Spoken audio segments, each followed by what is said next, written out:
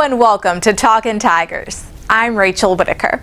LSU baseball is chugging along at number 2 in the country, and I'm glad to welcome in LSU baseball coach Paul Mainieri. Paul, welcome again. Nice to see you. Hi Rachel, how are you? Doing fine. Well, here y'all are, 6-1 as we sit here, coming off a sweep of Boston College. So how big was that to get back on track after a loss to Nicholls State where the clutch hitting and extra base hits were not there?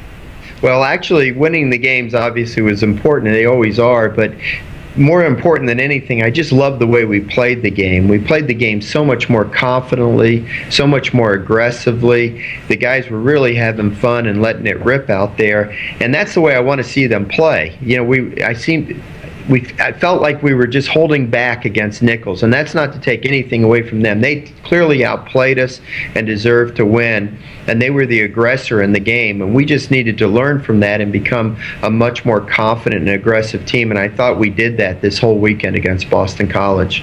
Right, outscoring the Golden Eagles 31-9 in the 3 games. And on the mound, freshman pitchers Alex Lang and Jake Godfrey have combined for 3 of your 6 wins, and Jesse Stallings too has 3 saves. So your thoughts on their performances and what they bring to this team?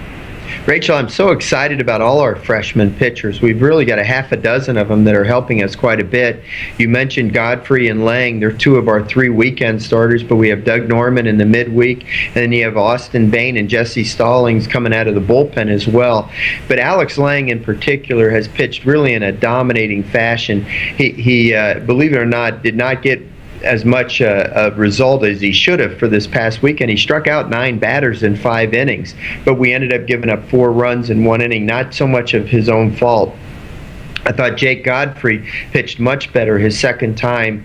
Now that he had a time under his belt, he just looked much more relaxed and confident out there, and I thought he threw the ball extremely well. So I'm really excited about these freshman pitchers. Jesse Stallings, he's a redshirt freshman because he missed all year of last year rehabbing from Tommy John surgery, but he's going to be an exciting player for us. He's pitched so well at the end of the games, already has 3 saves in our first 6 wins. So that was one of my biggest concerns going into the year, is who is going to get those last outs for us in a game, and it looks like Jesse Stallings may be our guy. Great, but as you said, you can't have great pitching without great defense, and the team's been error-free the past 25 innings, Paul. Very encouraging.